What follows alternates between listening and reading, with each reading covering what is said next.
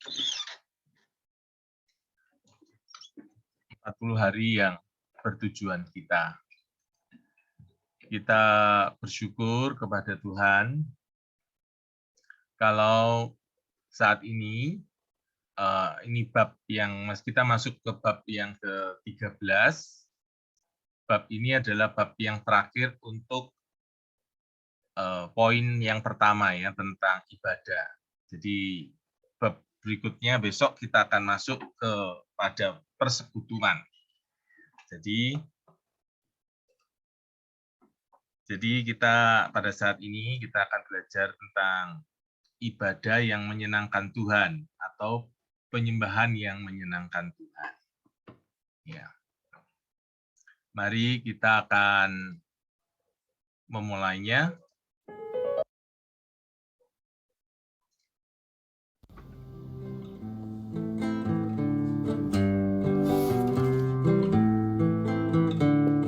Untuk apa aku di sini menatap masa depan yang tak pasti, kegelisahan hatiku tak tahu arah yang ku tuju, pergumulan dan tantangan menghimpiku, sampai Tuhan menemukanku, nyatakan kasih-Nya yang ajaib bagiku,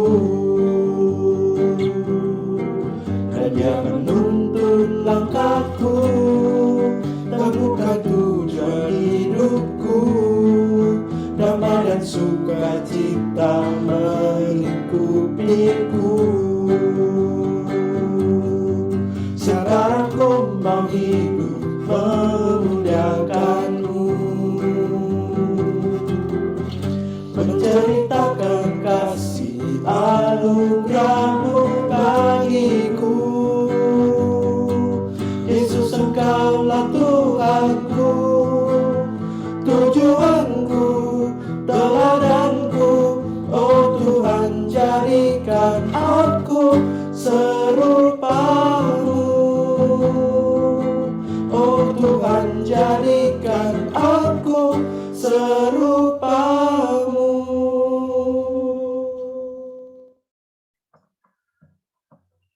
Kita bersyukur kepada Tuhan untuk lagu yang indah ini ya. Dikatakan di situ, oh Tuhan, jadikanku serupa-Mu. Biarlah di dalam kehidupan kita ini 40 hari yang bertujuan sungguh-sungguh dapat mengubahkan kita menjadi serupa seperti Tuhan Yesus Kristus. Jadi kita mengikuti doa pagi atau khususnya mengikuti 40 hari yang bertujuan ini, biarlah menjadi satu tekad kita, Tuhan, biarlah hidup kami ini semakin serupa seperti Tuhan. Ada yang dirubah oleh Tuhan di dalam ibadah kita, di dalam persekutuan kita, di dalam pemuritan kita, di dalam misi, di dalam pelayanan, di dalam penginjilan. Ya. Kehidupan kita dirubah di sana. Mari kita akan masuk di dalam doa. Mari kita berdoa. Tuhan, Bapa yang di surga, kami datang kepadamu. Kami berterima kasih, kami boleh menjadi anak-Mu ketika kami percaya Kristus sebagai Tuhan dan Juru Selamat kami. Ya Tuhan, kami rindu Engkau menolong kami ketika kami sudah menjadi anak-Mu. Engkau menolong kami dapat menjadi serupa seperti Tuhan. Biarlah ibadah kami, penyembahan kami, tidak menjadi sia-sia karena kami tidak mengerti bagaimana menyembah Tuhan yang Tuhan mau. Pada saat ini ya Tuhan, kami ingin belajar dari Rick Warren, dari bukunya Hidup yang Bertujuan. Kami rindu kami boleh mengerti kebenaran yang ingin Tuhan ajarkan. Biarlah kebenaran-kebenaran ini akan mengubah hidup kami. Engkau mengurapi hamba-Mu dan kami semuanya. Ampuni segala kesalahan dan dosa kami. Engkau memampukan kami. Biarlah Roh Kudus berkarya sepenuh-penuhnya pada waktu ini di dalam hati kami. Tuhan, Engkau memberkati semua peralatan yang kami pakai, internet, laptop, atau gadget, HP, atau apapun yang kami pakai. Tuhan memberkati, supaya segala sesuatunya menolong kami. Kalau ada kuasa-kuasa jahat ingin mengganggu kami, Tuhan hancurkan, patahkan dalam nama Tuhan Yesus. Biarlah kami dapat berkonsentrasi, dapat mendapat berkat daripada Tuhan. Di dalam nama Tuhan Yesus, kami memohon anugerah-Mu. Amin. Kita akan memuji Tuhan. Menyenangkan-Mu. Biarlah kita boleh memuji Tuhan di tempat kita masing-masing. Mari katakan kepada Tuhan, aku mau menyenangkan-Mu Tuhan dalam hidup.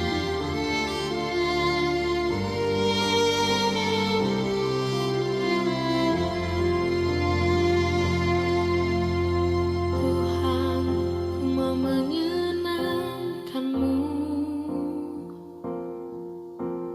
Tuhan, bentuklah hati ini jadi bejana untuk hormat-Mu, cemerlang bagai emas murni. Tuhan, ku serahkan hatiku, semua ku berikan padamu. Kuduskan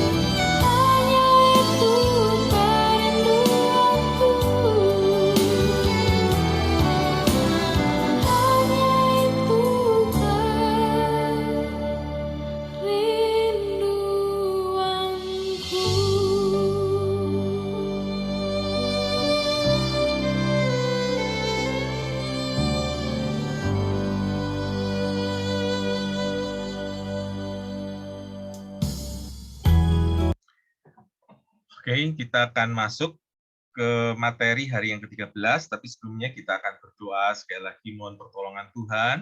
Saya akan berdoa, lalu saudara-saudara sekalian nanti bisa beri kesempatan berdoa untuk 1-2 orang sesama orang yang ikut di dalam doa pagi ini ya. Jadi saudara doakan supaya Tuhan bekerja di dalam hatinya. Mari kita berdoa. Tuhan, pakailah sekali lagi waktu ini untuk memuliakan nama-Mu. Tolong kami dapat mengerti dalam nama Tuhan Yesus. Saya berikan waktu, saudara boleh berdoa untuk 1, 2, atau 3 orang yang ada di dalam doa pagi pada saat ini. Saya berikan waktu kesempatan saudara berdoa.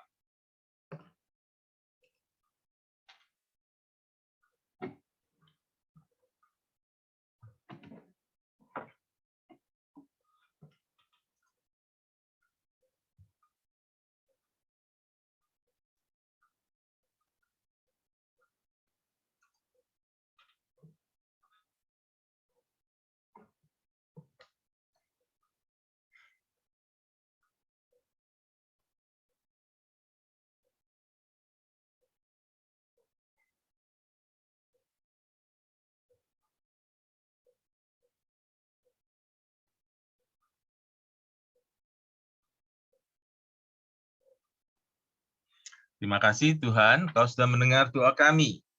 Dalam nama Tuhan Yesus, Tuhan dipermuliakan di dalam waktu ini. Amin. Terima kasih, saudara sudah berdoa untuk sesama saudara seiman, ya, kita saudara seiman.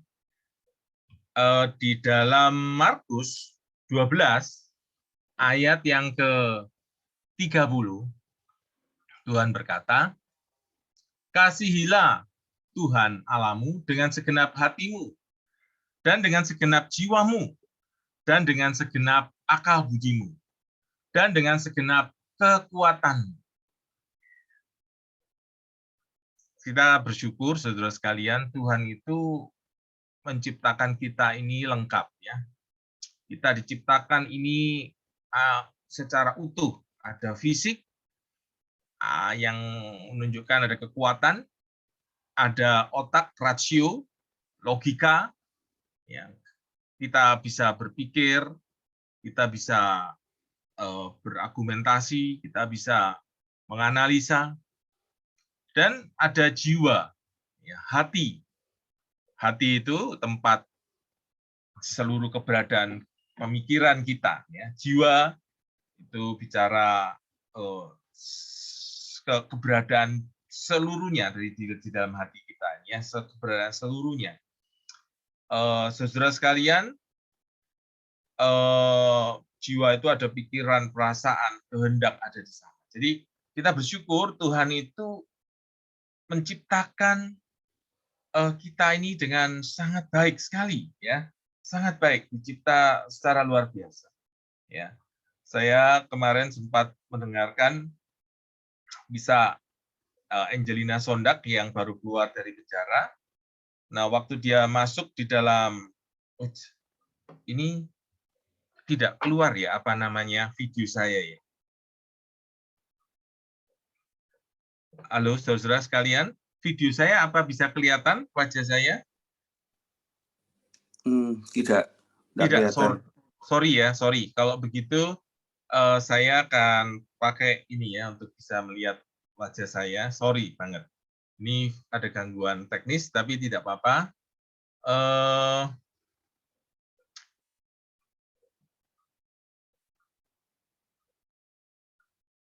Saudara, saya lanjutkan ya. Jadi papanya Angelina Sondak itu berkata begini ya. Dia berkata ketika Angelina Sondak itu masuk penjara, dia berkata, kamu kamu pakai kekuatan yang ada padamu ya. Jadi kekuatan mental, kekuatan fisikmu. Jadi kamu pakai semua itu. Ya, papanya bilang begitu ya. Lalu kemudian itu yang dilakukan. Jadi saudara, biarlah di dalam diri kita ini ada kekuatan ya, ada kekuatan yang Tuhan berikan. Ada kekuatan yang Tuhan berikan, saudara sekalian ya.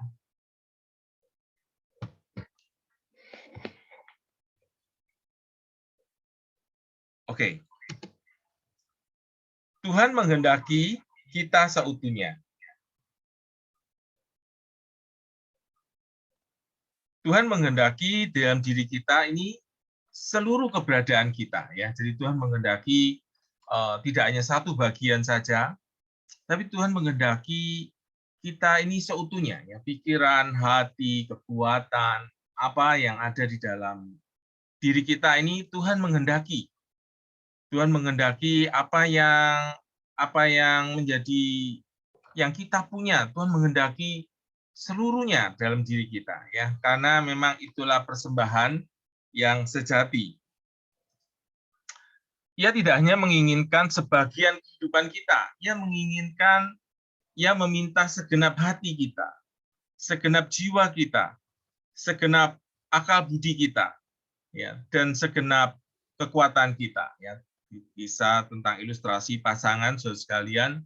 Kalau seandainya ada pasangan suami istri, suaminya mengatakan, istriku, aku mengasihi kamu, cuman hanya satu bagian saja aku tidak berikan ke kamu misalnya. Ya.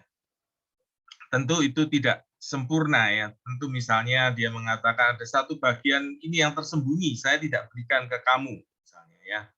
Aku masih senang dengan Pak pacarku yang dulu, ini masih aku simpan. Tentu tidak bisa demikian ya. Jadi artinya seperti itulah dengan Tuhan, ketika kita mengasihi Tuhan, Tuhan ingin kita boleh mengasihi secara total. Ada jenis penyembahan yang menyenangkan Tuhan mempunyai 4 karakteristik ya. Jadi Rick Warren ini menuliskan ada 4 karakteristik penyembahan atau ibadah yang menyenangkan Tuhan. Kita akan melihat ini ya. Jadi saya coba untuk menggambarkan secara mudah dengan ilustrasi ini ya.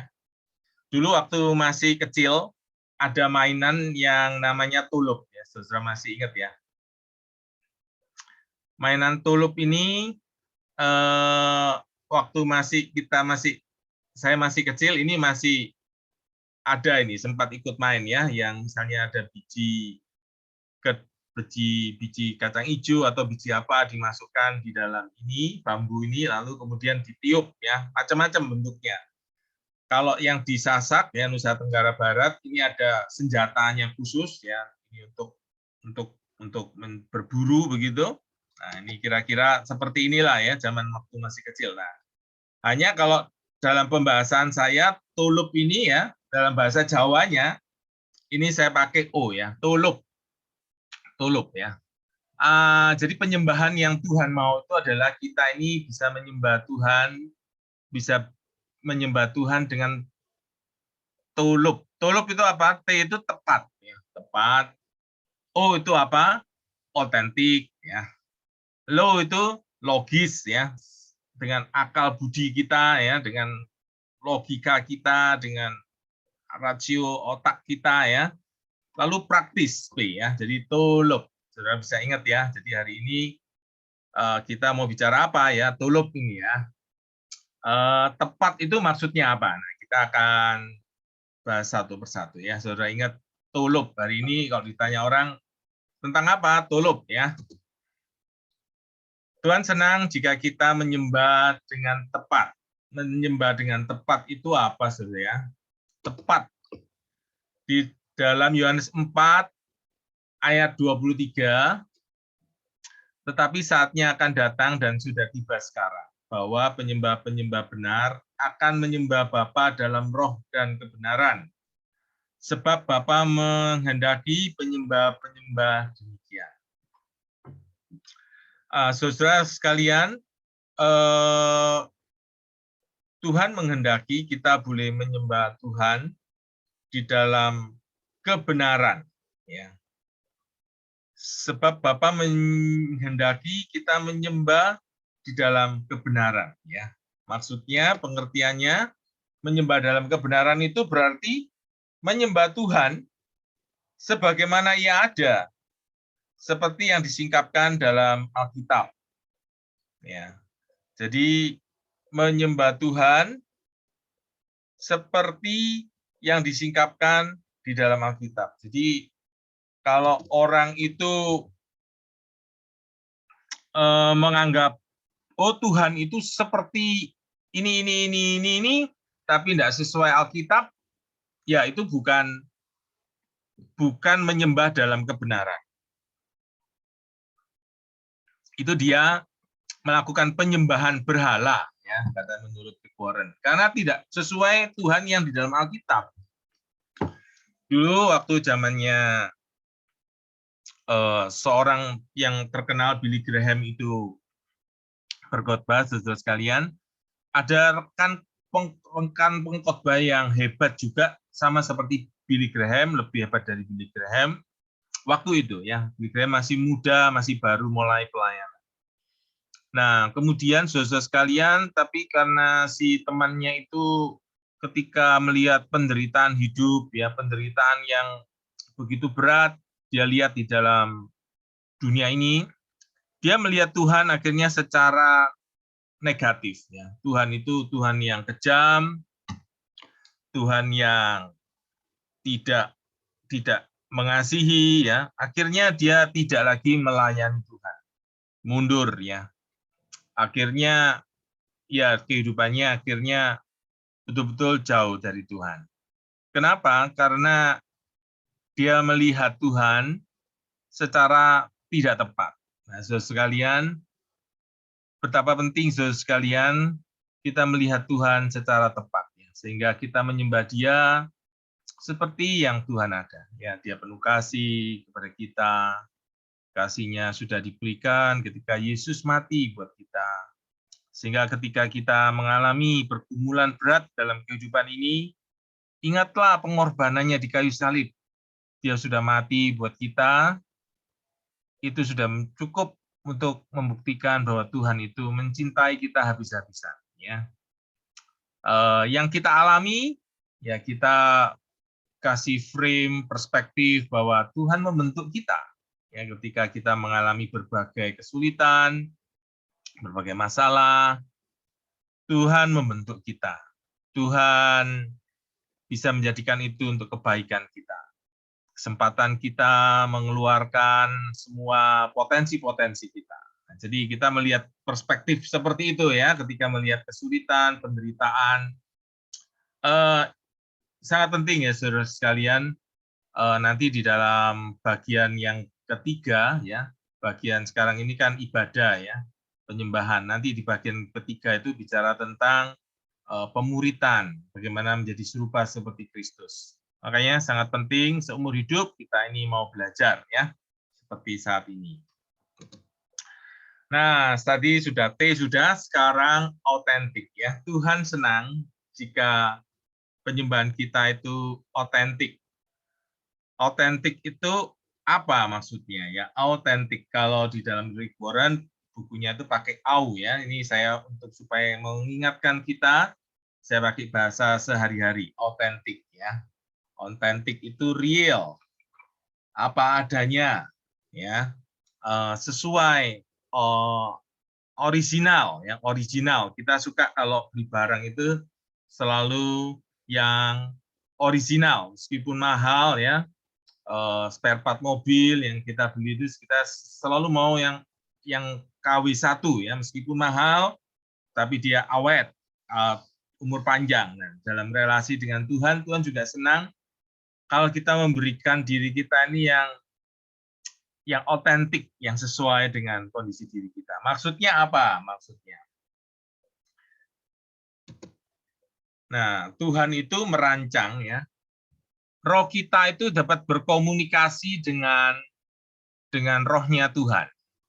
Nah, penyembahan itu adalah roh kita meresponi roh Tuhan. Ya, roh kita merespon roh Tuhan. Jadi ketika Tuhan memimpin kita, roh kita ini meresponi apa yang Tuhan mau berikan, ya,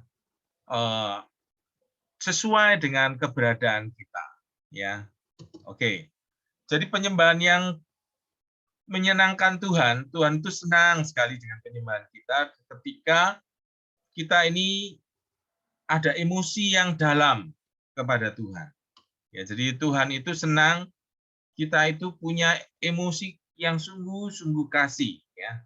Sungguh-sungguh kita ini bisa merasakan kebaikannya, merasakan pemeliharaannya, merasakan keindahannya, ya. Bahkan merasakan kalau di dalam bahasa yang lain ya ada waktu Tuhan itu humor ya dalam kehidupan kita, kita merasa tertawa ya dengan apa yang Tuhan kerjakan secara positif ya. Saudara sekalian, Tuhan ingin kita ini mengasihi Tuhan itu ada emosinya ya, ada afeksinya. Nah, selain itu juga Tuhan ingin kita juga menyembah Dia dengan kedalaman doktrinal. Artinya kedalaman pengertian-pengertian yang benar-benar ya, benar-benar benar tentang Tuhan. Ketika Yesus berkata, "Kasihilah Tuhan Allahmu dengan segenap hati, jiwa," yang dimaksudkannya adalah bahwa penyembahan itu murni ya, sepenuh hati ya. Pujian yang tanpa kesungguhan hati sama sekali bukan pujian. Itu sama sekali tidak berharga. Ya. Dan adalah penghinaan kepada Tuhan. Ketika seorang mengatakan puji-pujian, tapi dia tidak pernah hatinya ada di sana. Ya. Itu tidak seperti yang Tuhan mau. Tuhan memberikan kita emosi, supaya kita dapat menyembahnya dengan perasaan yang dalam. Tapi emosi itu harus murni ya, nggak pura-pura. Jika kita sedih, kita boleh datang pada Tuhan dengan kesedihan kita, menyampaikan kesedihan kita. Ya, ketika kita marah, kita boleh datang menyampaikan kepada Tuhan kemarahan-kemarahan kita. Atau ketika kita senang, kita juga boleh memberikan emosi kita kepada Tuhan, bahwa kita senang, dan seterusnya. Penyembahan yang menyenangkan Tuhan adalah penuh kedalaman emosi, doktrinal, ya kita memakai hati dan pikiran kita. Gangguan terbesar dalam penyembahan adalah diri kita sendiri, ya ketika ada kepentingan-kepentingan diri kita, ya kekhawatiran apa yang dipikirkan orang lain tentang kita. Di dalam Yohanes 17 ayat 4, gaya penyembahan yang terbaik adalah, itu tidak dipakai yang ayatnya. Gaya penyembahan yang terbaik adalah yang paling mempresentasikan keautentikan kasih kita kepada Tuhan, berdasarkan latar belakang dan kepribadian kepada yang Tuhan sudah berikan kepada kita. Ini bicara autentik, ya sekalian. Seorang yang bernama Gary Thomas, dia meneliti ya, dia menuliskan ya, orang-orang Kristen telah memakai banyak cara selama 2000 tahun untuk menikmati keakraban dengan Tuhan. Jadi menyembah Tuhan itu sangat luas sekali artinya dari hanya di dalam gedung gereja. Penyembahan kepada Tuhan itu bisa di luar gedung gereja. Belajar, menyanyi, membaca, menari, membuat karya seni, melayani orang lain, ya, berdiam diri, menikmati persekutuan, mengikuti banyak kegiatan lainnya, ya. Jadi penyembahan itu seluruh aspek kehidupan kita ini sebetulnya penyembahan kepada Tuhan. Nah, Gary Thomas itu menuliskan ada 9 cara orang mendekati Tuhan. Ya. Ini dalam sebuah buku ya, ada 9 cara orang mendekati Tuhan. Orang-orang naturalis, orang yang paling terinspirasi untuk mengasihi Tuhan dengan berada di alam bebas. Ya, kalau dia berada di luar ruangan, contoh seperti ini ya. Ini contoh ibadah yang terbuka. Dan bangkit bagiku, puji syukur atas kuasa-Nya memerdekakan. Nah, ini contoh ibadah di dalam alam ya, bisa juga ibadah di gunung atau bisa di tempat-tempat yang lain. Jadi di GKT itu ada satu persekutuan pecinta naik gunung atau pecinta pergi kemana-mana begitu ya, hiking. Mereka sambil bersekutu ya. Jadi itu yang orang naturalis ya. Orang yang sensasi, ini ditulis sensit ya di dalam bukunya, tapi berkaitan dengan sensasi ya. Itu mengasihi Tuhan dengan panca indera, mengapresiasi penyembahan yang indah yang melibatkan penglihatan, rasa, penciuman, dan sentuhan, bukan hanya pendengaran. Ya, jadi dia merasakan ibadah penyembahan kepada Tuhan dengan melibatkan ya matanya, rasa, penciuman, sentuhan ya. Saudara kalau pergi ke gereja ortodoks timur atau di Katolik gitu ya, ada menyan ya, bau-bauan ya. Nah, seperti itu. Ada lagi misalnya sentuhan ya, misalnya sambil beribadah, sambil mari kita bergandeng tangan ya, nah, saling menyentuh ya. Nah, seperti itulah ya. Jadi ada orang yang bisa beribadah dengan gaya seperti sensasi ini ya, menggunakan sensit. Berikutnya tradisionalis ya, mendekati Tuhan melalui ritual, liturgi ya, melalui seperti orang beribadah di gereja kita dengan menggunakan liturgi, ritual, struktur yang tidak berubah ya. Nah, itu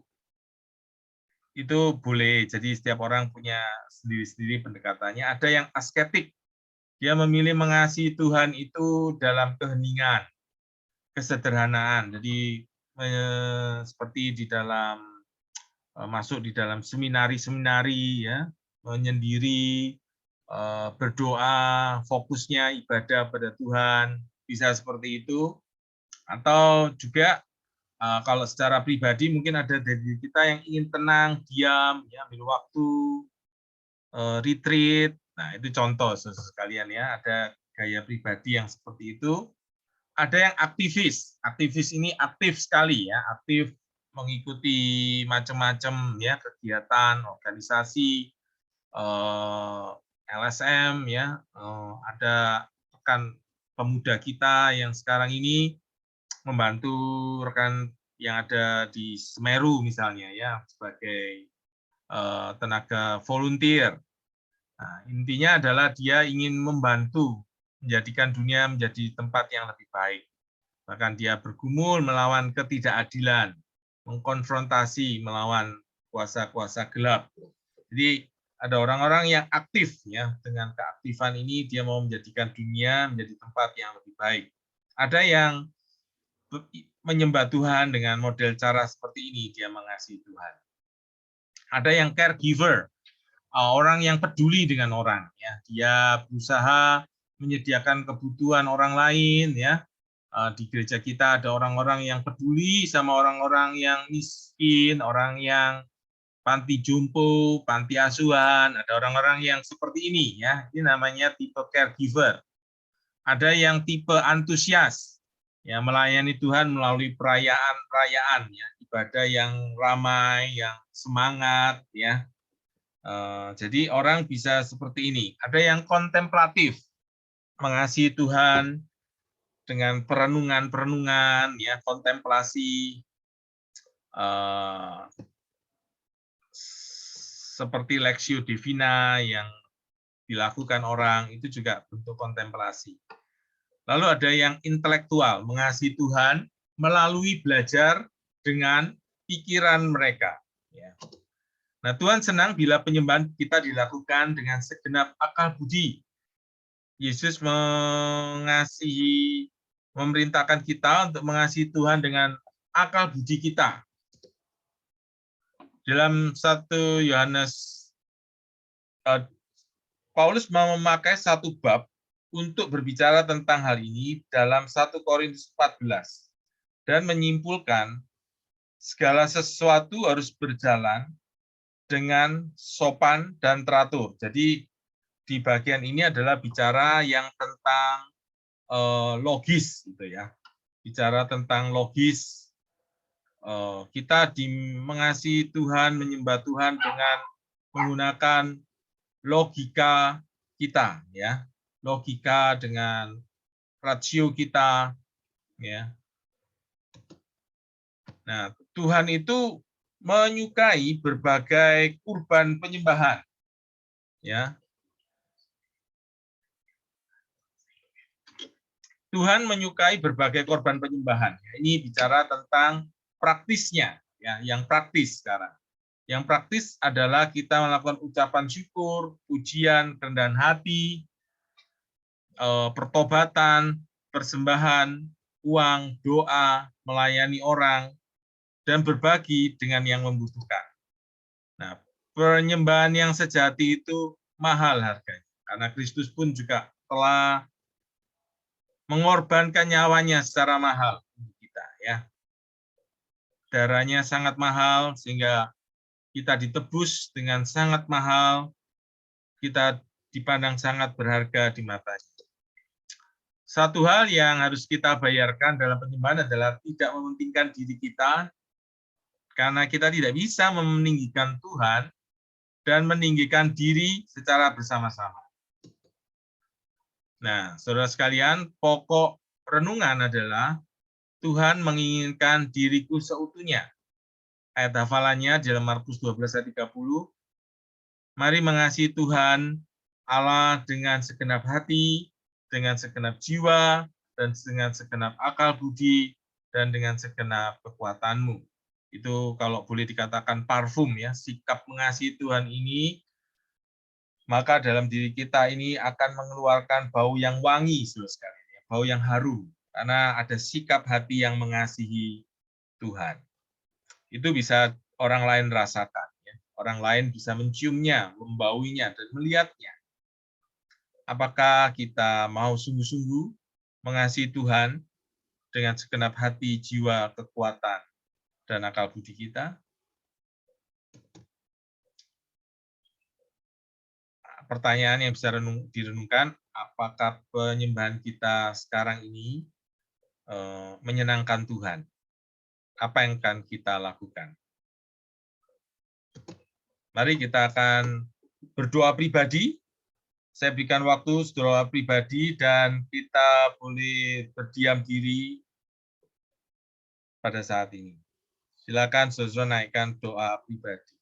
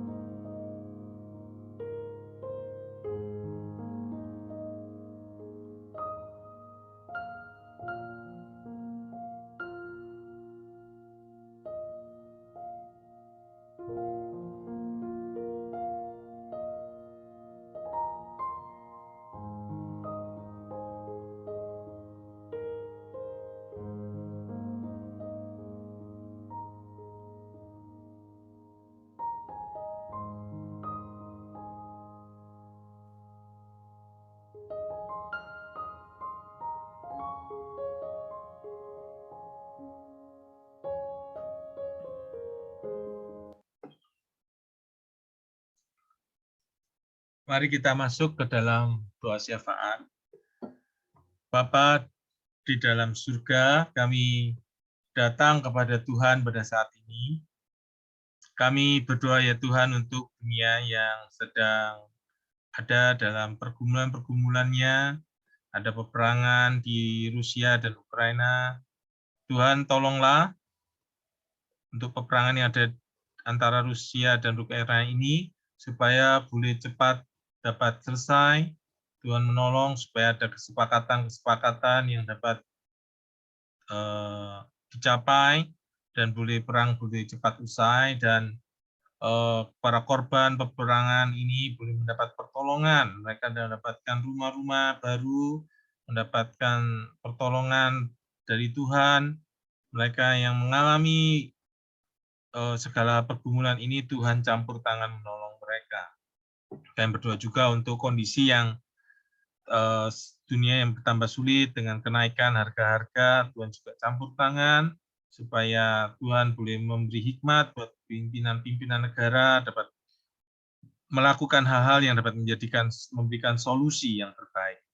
Kami berdoa ya Tuhan untuk bangsa kami Indonesia ya Tuhan, berkati pemerintahan Pak Jokowi, supaya Tuhan beri hikmat, Tuhan berikan berkat, pertolongan bagi pemerintah ini, bisa membawa bangsa ini pada kemajuan perekonomian, bisa membawa bangsa ini kepada kemajuan keamanan, dan kami berdoa juga untuk masalah COVID yang ada, Tuhan juga campur tangan menolong, sehingga vaksin yang ketiga dan juga protokol kesehatan dapat sama-sama terus ditegakkan.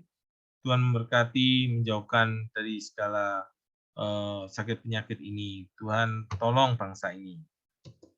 Tuhan, kami berdoa juga untuk gereja GKI Immanuel. Terima kasih untuk kami pada tahun ini memperingati HUT yang ke-40. Terima kasih Tuhan untuk pemeliharaan Tuhan buat gereja kami. Terima kasih Engkau sangat mengasihi gereja kami.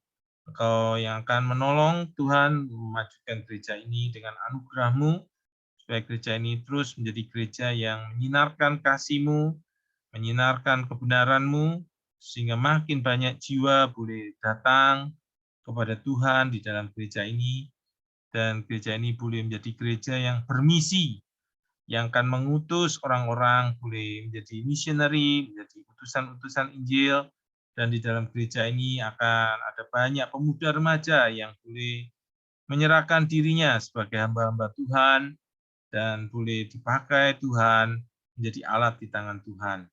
Tuhan berkati untuk acara Paskah yang dalam waktu dekat ini, biarlah acara Paskah ini juga menjadi berkat bagi setiap jemaat. Berkati setiap orang-orang yang melayani, supaya di dalam komisi-komisi, biarlah acara Paskah ini juga dirasakan makna dan keindahan karya Kristus bagi kami jemaat Tuhan.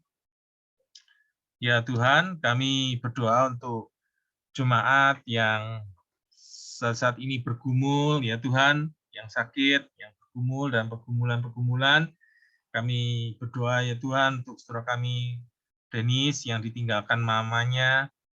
Tuhan beri penghiburan buat dia, beri kekuatan, berkati semua yang acara sudah berlangsung dengan baik, dan biarlah Tuhan menguatkan iman dari Denis dan papanya. Dan bahkan melalui acara yang ada nantinya, biarlah boleh membawa orang-orang mengenal Tuhan. Kami berdoa untuk saudara kami yang sakit ya Tuhan. Kami berdoa untuk Bapak Buyan Ping, Saudari Entien, Saudari Michaela dan Adi, Bapak Thomas, Bapak Edilianto dan istri, Bapak Sutrisno, Ibu Yeklan. Kami berdoa untuk saudara kami yang bergumul Tuhan dalam sakit ini. Tuhan kiranya menolong, Tuhan memberi yang terbaik, bahkan Tuhan menyembuhkan melalui obat-obatan yang diminum. Kami berdoa juga untuk saudara kami yang masih dalam proses pengobatan dan pemulihan, Pak Santoso, Tuhan juga memberi pemulihan untuk matanya, dan Tuhan juga memberkati dan selalu menghiburkan saudara kami yang dalam masa-masa ini. Tuhan, kami menyerahkan Tuhan saudara kami yang hadir pada saat ini. Berkati anak-anak-Mu yang hadir pada saat ini. Berkatilah pekerjaan kami ya Tuhan, supaya kami dapat mendapat perekonomian yang cukup untuk dari waktu ke waktu. Berkati ketika kami mengalami pergumulan, Tuhan juga menolong kami, supaya kami bisa mengatasi pergumulan-pergumulan yang ada. Tuhan memberkati keluarga kami menjadi keluarga yang harmonis, saling mengasihi suami, istri, anak-anak, saling menghormati, dan ada keindahan menjadi keluarga Tuhan.